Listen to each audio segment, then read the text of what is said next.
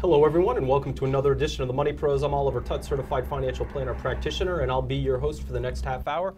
So we talk about all the issues related to your money, how to make it, how to keep it, and hopefully how to help it grow. Let me give you a rundown of what we have in store for today's show. First up, I hope as you put together your portfolio, you didn't abandon international investments. They haven't performed great over the past few years, but that trend has definitely turned around. I want to take a look at the numbers and talk about some of the reasons why.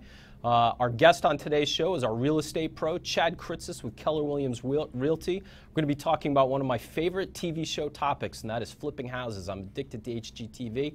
I'm all about flipping Las Vegas, Alaska, wherever it is they're flipping. I'm interested in it, so we're going to be talking to Chad about the ins and outs of that transaction. In our third segment, we're going to be talking about the fiduciary rule. Now, this isn't a ho-hum topic. This is something we've talked about on the show before. This is one of the biggest changes to consumer regulation as it affects financial advice and your retirement accounts that's ever come down the pike, and you should be familiar with exactly what it is. Well, it went into effect in June, and so we want to revisit that and talk about some of the details and how it might impact you.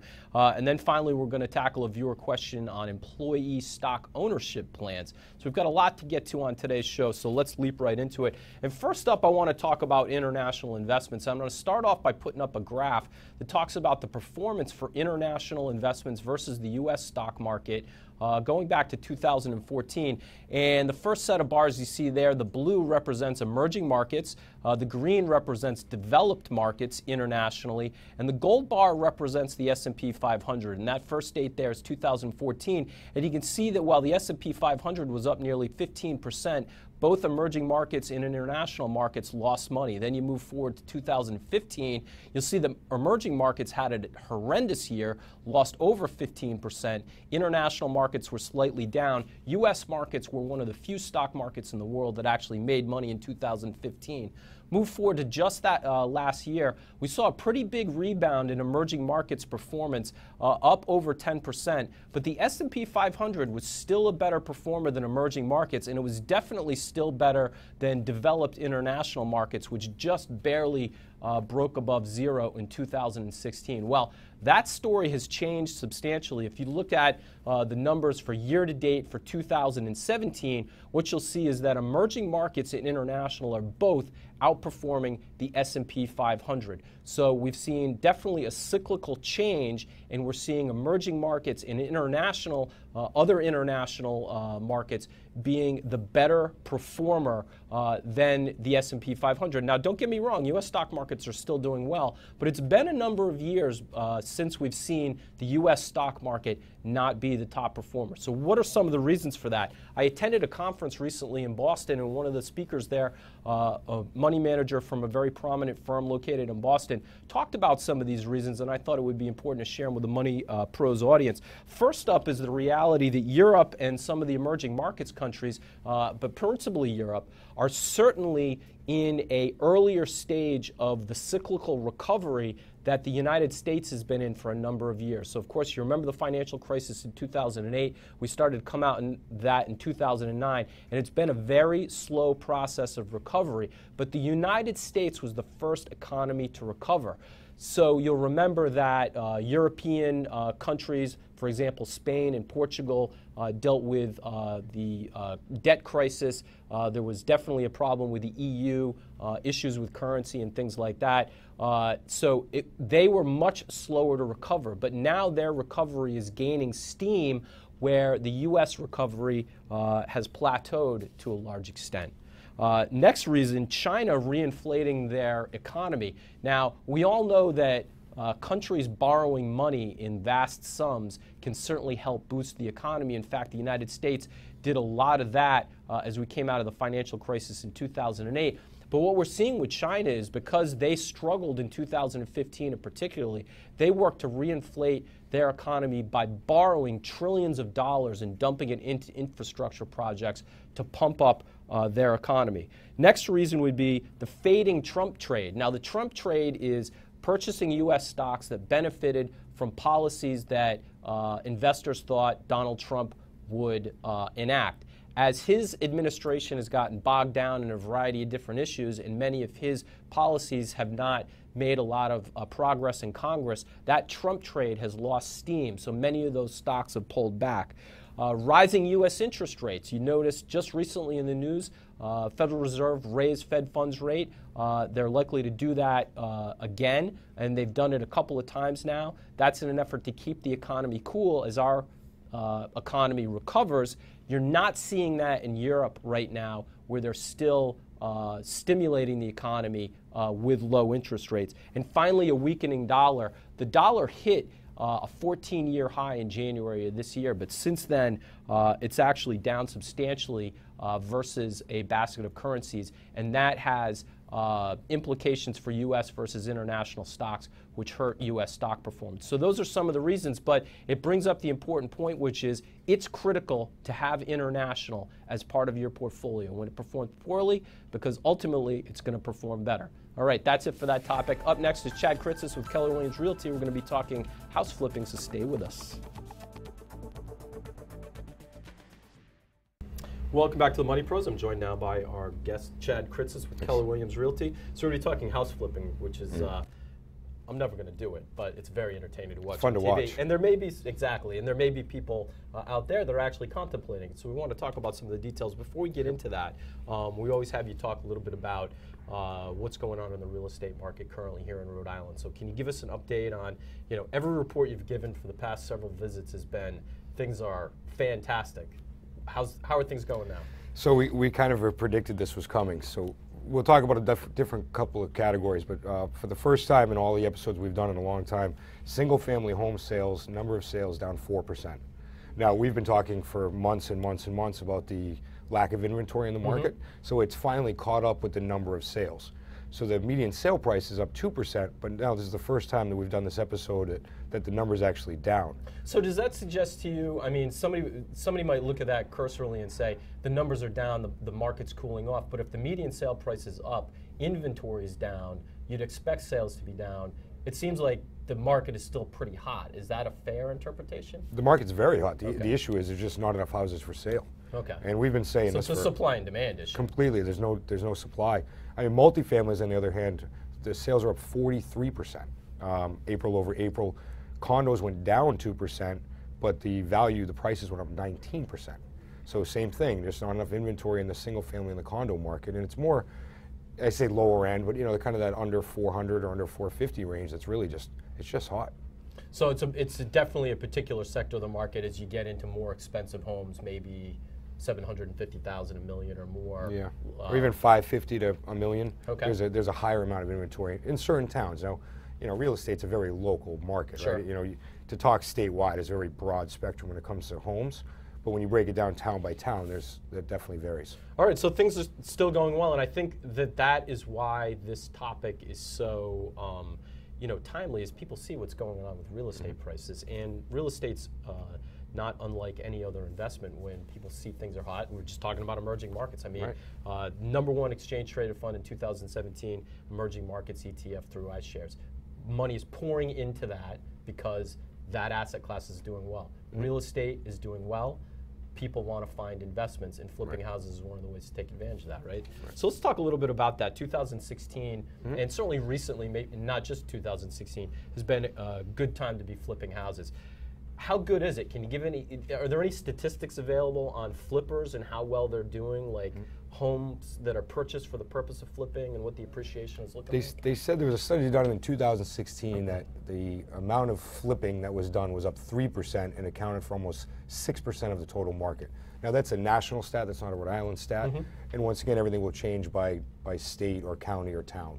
That seems like a lot. I mean, it's a small percentage, but it's a small percentage of a giant number. Right. In your, just anecdotally, your personal experience, are there many of your buyers that are buying for the purpose of flipping? Do you find that that's fairly common? It is, but the issue is, once again, there's so little inventory that they're all competing for the same properties.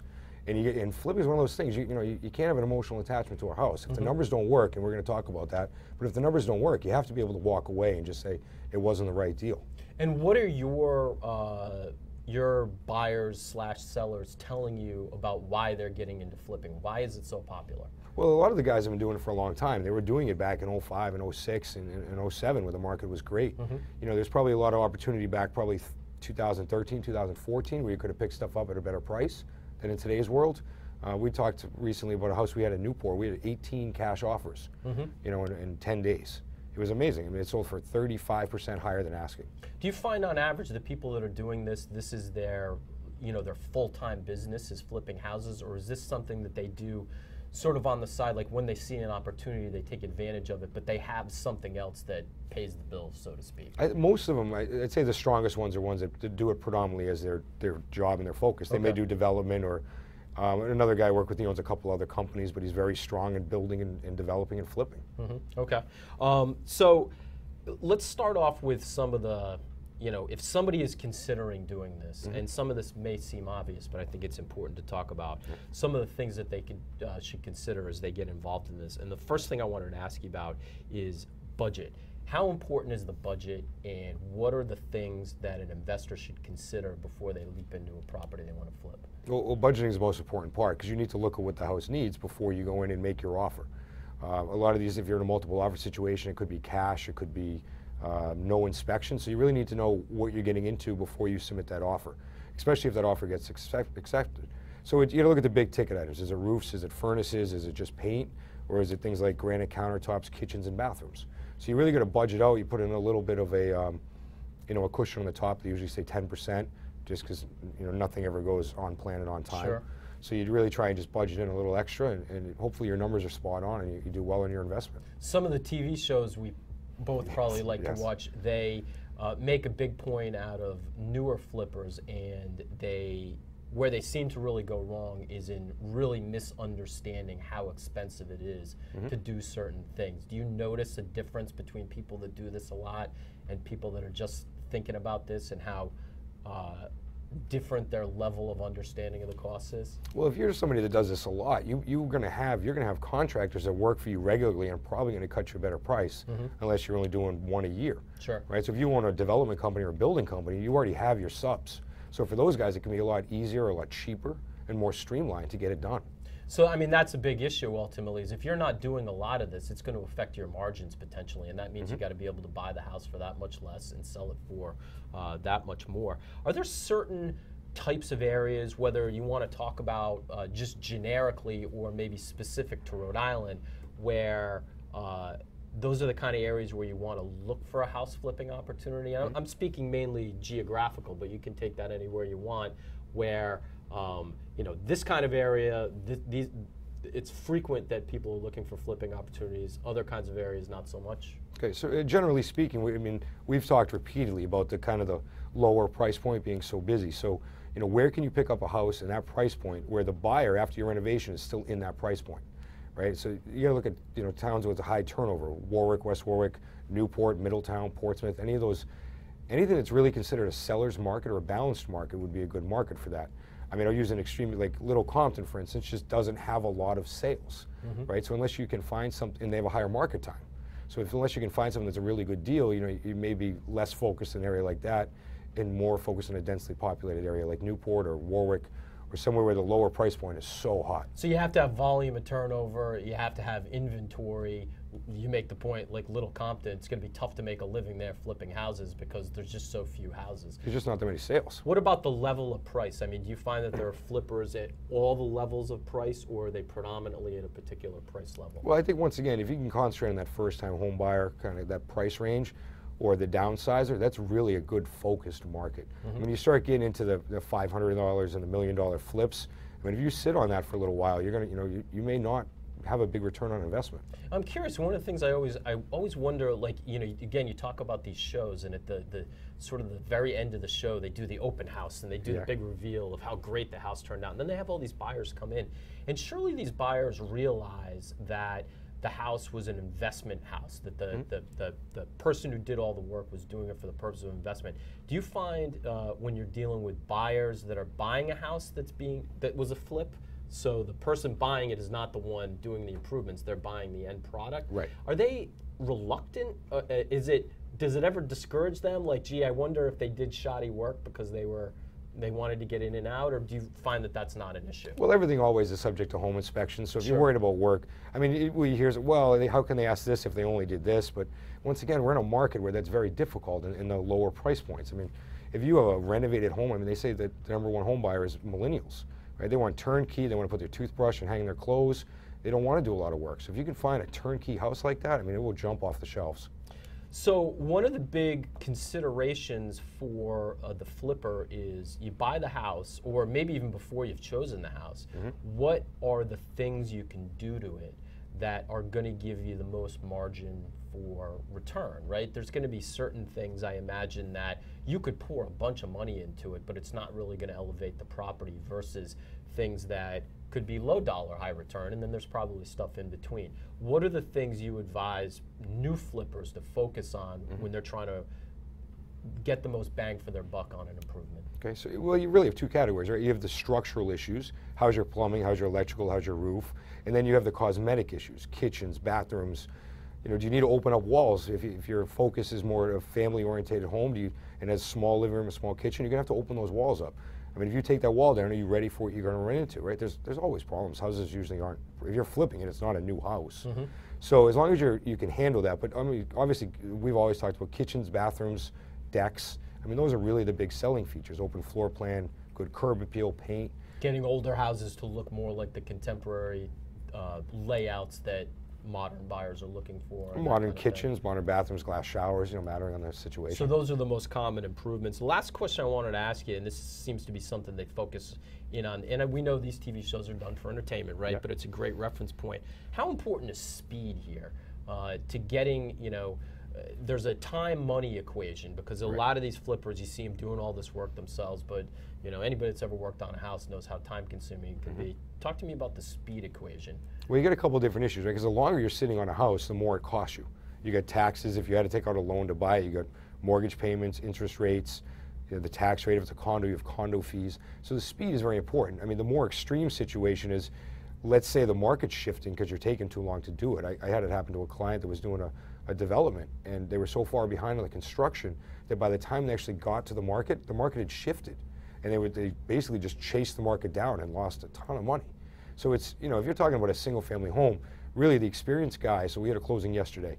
We closed it within 15 minutes. The granite guys were in there templating, the landscapers are already working, the painters are already doing it. So you really, I mean, the quicker you can get it back on the market and catch this market, the better you're going to be, and you have less holding costs. So it's a twofold equation. It's not missing the market and having the market change underneath you, which is going to affect your ability to make a profit. And then it's also a matter of the carrying costs. You know, the longer you hang on to it, the more expensive it is, and it can make a big difference. So it's not, you know, we see these DIYers, but it can pay to have people doing stuff for you and doing it quickly and doing it professionally. All right, Chad, great information. It's definitely something that we're going to flipping houses and international investments. That's a rounded out portfolio for today. All right, up next we're going to be talking about the fiduciary rule and how it might impact your retirement investments. So stay with us. There's more to come here on the Money Pros.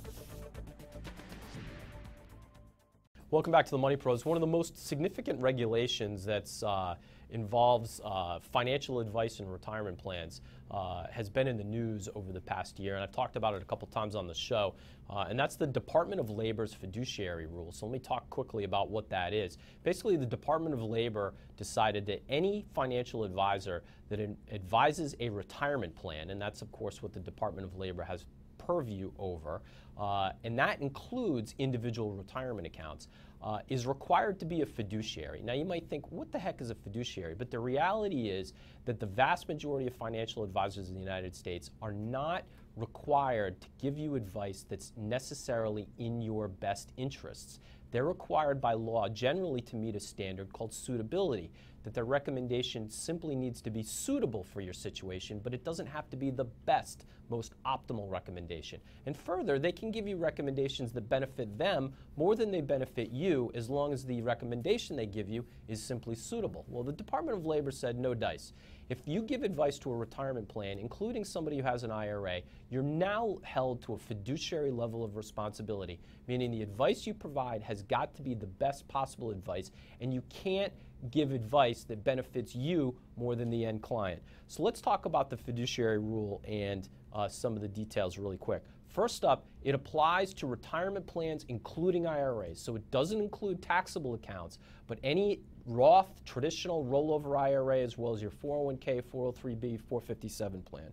Next, the transaction must be in your best interest. So that's exactly what we talked about. They have a fiduciary responsibility to give you advice that's in your best interest. The third thing you need to pay attention to, watch out for exemptions. It is possible for your financial advisor to slide you a piece of paper called a best interest contract exemption, which would then allow them, and you'd be waiving their fiduciary responsibility, and the broker could operate under the old rules. So you need to look out for this because these rules just went into effect in June, despite some indications that the Trump administration may look to delay them. So this is the new world we operate under. You should be aware of this, particularly if you have commission-based retirement accounts that you receive advice on. So pay attention, read the news articles, and hopefully you'll be informed. Hopefully the show will be a little bit of a part of that. All right, up next we're going to be answering a question from a viewer on employee stock ownership plans. So stay with us, there's more to come. Welcome back to the Money Pros. All right, viewer question time, so let's get right to it. Viewer writes in, it's a good one. This question comes up all the time. My company has a program that allows me to buy their stock at a discount. A lot of my coworkers seem to do it and think it's a great idea. What do you think? Well, the first thing I think is please don't take financial advice from your coworkers unless you work with a bunch of financial planners. But having said that, it can be okay. Part of it really depends on the company you work for. But the thing you have to remember when you buy company stock is this, and this applies to an employee stock ownership plan or buying it inside of your 401k or anything else, is it's very easy to wrap up a lot of your net worth inside of employee stock. And when you tie that along with the fact that your income is attached to how well the company you work for is doing, all of a sudden you can have a very concentrated portfolio. So think carefully about whether the stock of your company is actually a good investment. Think carefully about the tax implications. Think carefully about what discount you're getting. And then think about how long you actually want to hold on to the stock. So it can be a good idea, but just because somebody talks about it around the water cooler doesn't make it a layup. So that's my 2 cents on employee stock ownership plans. Thank you for asking the question. It was great to have you watching the show. Please join us again next time right here on the Money Pros. We'll see you again next Sunday, folks.